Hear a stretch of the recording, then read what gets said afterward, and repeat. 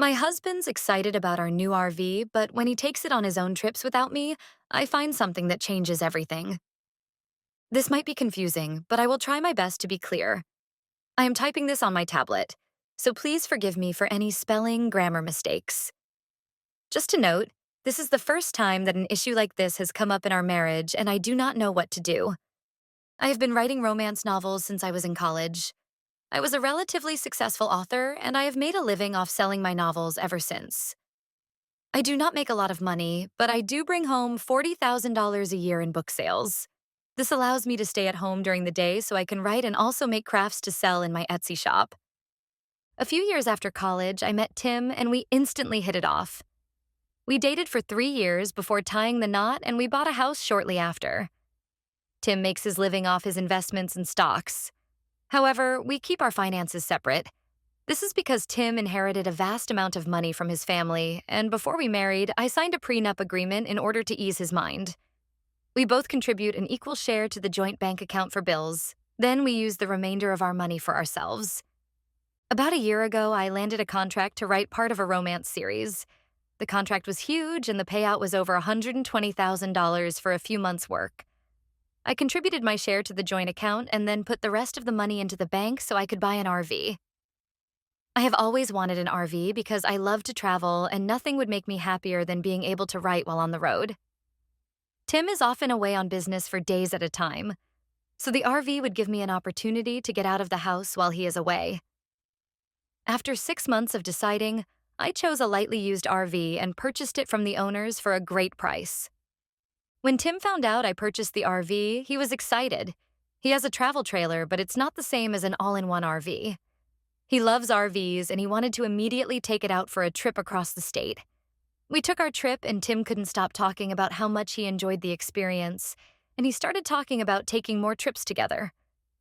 I gently reminded him that even though the RV is a fun thing for us to have for vacations, that its main purpose is for me to have something to do while he is away for business, but that we would be taking plenty of vacations together. Tim agreed with me, and he let it go for a while. The thing is, in the past few weeks, Tim has been badgering me about taking the RV with him on his business trips. He usually flies when he goes to check his rental properties, visit family, and he is normally gone for 4 or 5 days at a time. We got into an argument because he had to evict a tenant and he wanted to drive the RV across the state in order to do so. I asked him if I could come along, and Tim said he would prefer if I didn't. I then said that if I couldn't come with him, that he couldn't take my RV. I suggested that he take his travel trailer instead, and he got mad and stormed out of the house. About an hour later, he started texting me like nothing had happened, and then he said he was taking the RV as if our previous conversation had never happened. I called him and tried to explain that he had just purchased a brand new pickup, and that if I didn't get to drive his new truck in his absence, why should he get to take my RV when I am not coming on the trip? Tim and I went back and forth, and eventually he said I could come along if it meant that much to me. I said I would, and now I am regretting everything. I am sitting in the back of my own RV with a man who won't let me touch the wheel. It has been 3 days since this trip has started, and all Tim has done is rant about how awesome the RV trip would be if I weren't with him. It has made me question everything in our marriage, from how we split our finances to how we argue and function together. This is the first time that anything like this has ever happened, and I don't know what to do in this situation. He is still ranting as I type this, and he's never done that before either. Update 1.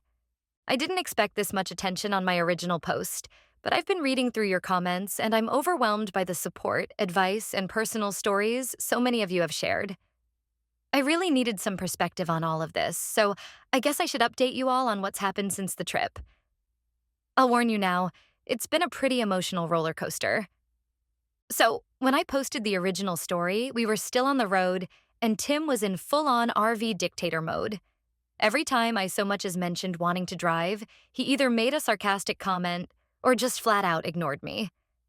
It was bizarre because this is the guy I've always known to be chill, easygoing, and supportive. Anyway, the trip wrapped up a couple of days later, and the tension between us was thick.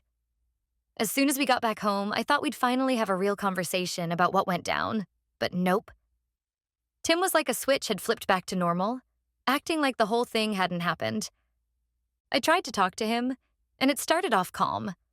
I told him I didn't appreciate how I was treated, how he wouldn't let me drive my own RV, and how he basically invited me on the trip to keep me quiet, but then made it miserable for me the whole time. I also told him that the way he talked to me, or didn't talk to me at all, was really hurtful. I didn't yell or anything. I just wanted to have a calm discussion about how I felt. But the minute I started talking, Tim got defensive.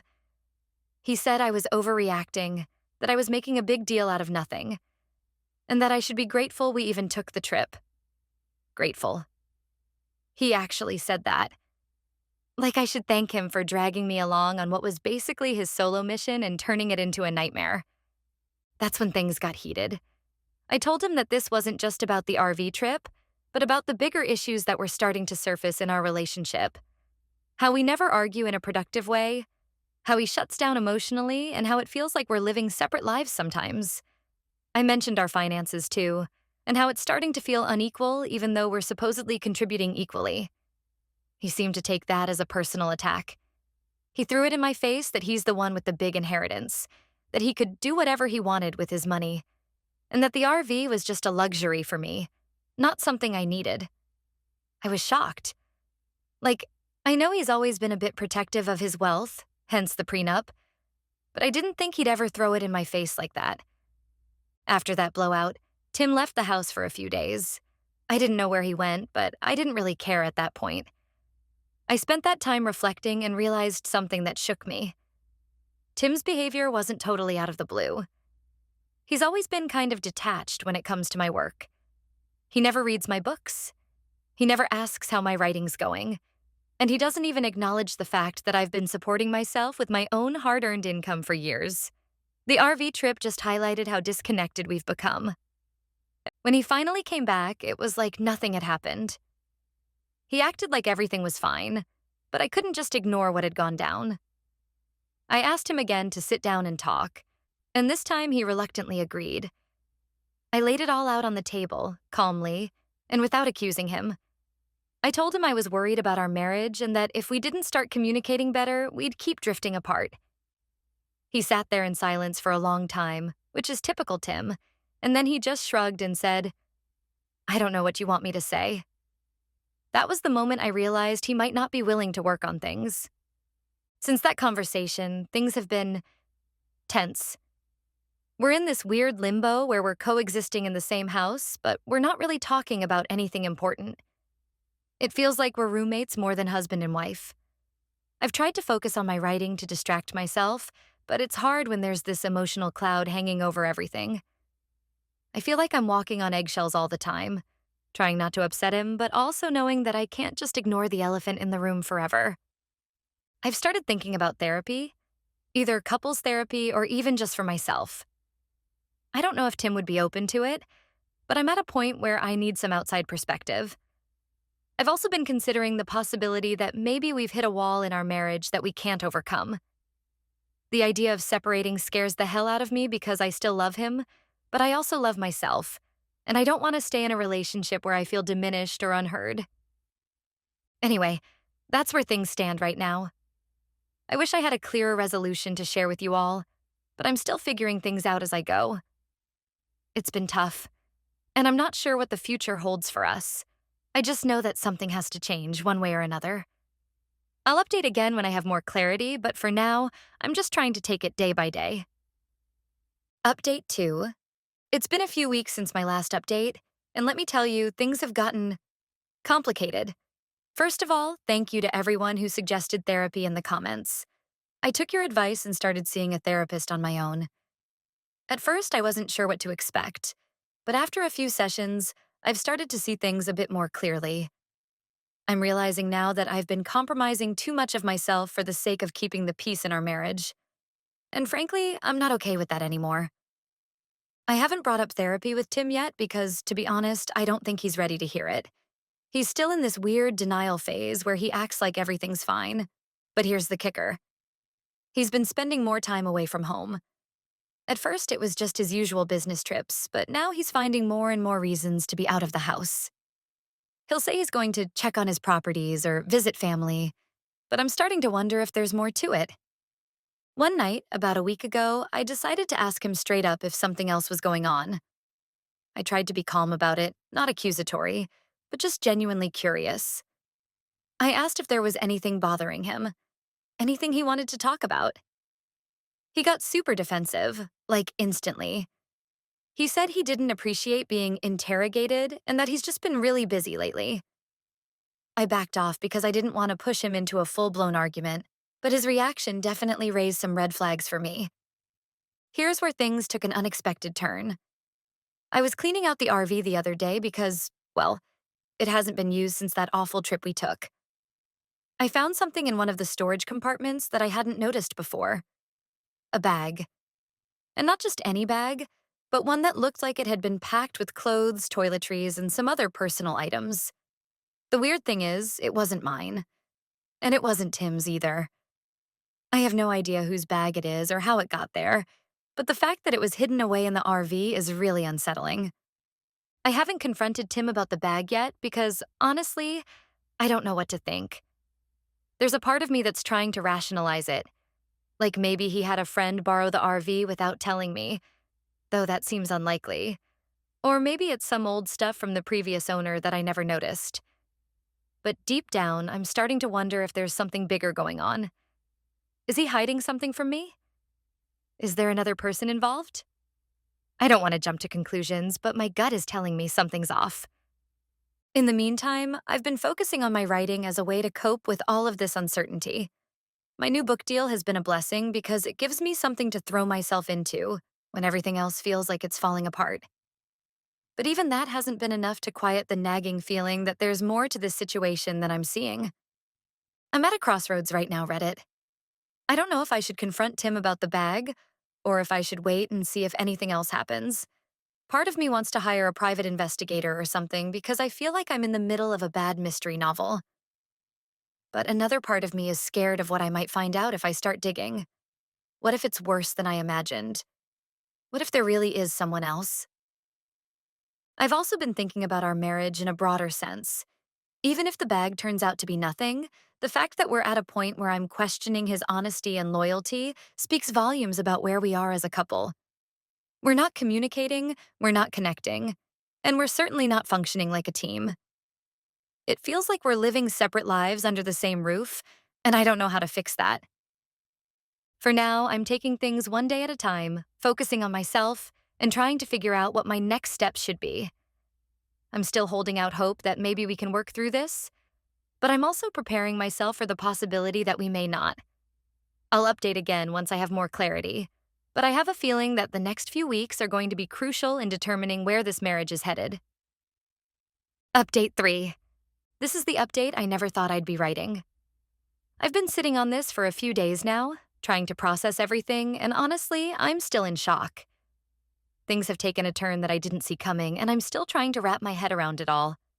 Remember that bag I found in the RV? Well, I finally worked up the courage to confront Tim about it. I didn't go in guns blazing or anything, just asked him calmly if he knew anything about it. The minute I mentioned the bag, I saw his face change. He went pale, and I could tell he was trying to come up with something to say. That's when I knew I wasn't crazy. Something was definitely going on. Tim tried to play it off at first, saying it must have been something from the previous owner, but I wasn't buying it. I asked him again, more firmly this time, if there was something he wasn't telling me. And that's when he dropped the bombshell. He's been seeing someone else. I can't even begin to describe the feeling of hearing those words come out of his mouth.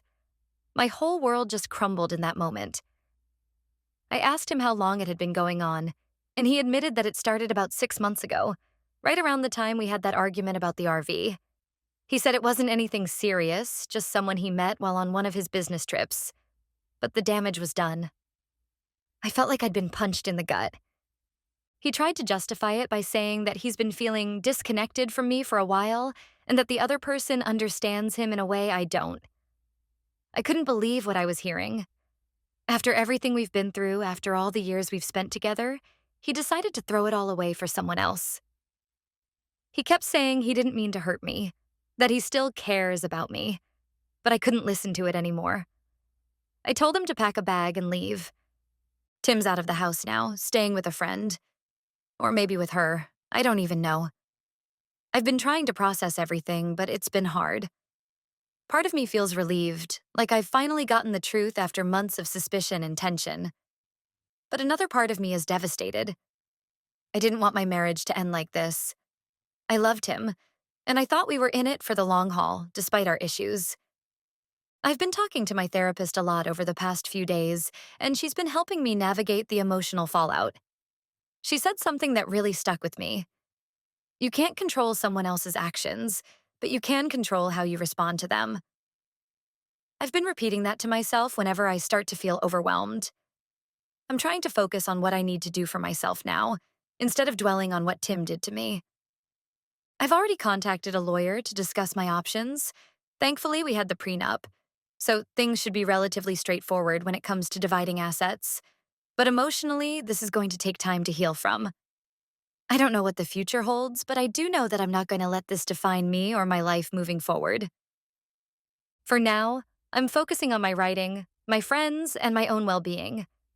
I'm planning to take the RV on a solo trip once everything settles down, just to clear my head and figure out what my next steps are. It's ironic, really. The RV that caused so much tension in our marriage is now going to be my escape from all of this. I never thought I'd be here, writing about the end of my marriage on Reddit. But here we are. Thank you to everyone who's been following my story and offering advice. Your support has meant the world to me, even if I haven't been able to respond to every comment. I'll keep moving forward, one step at a time, and I'll be okay. Eventually.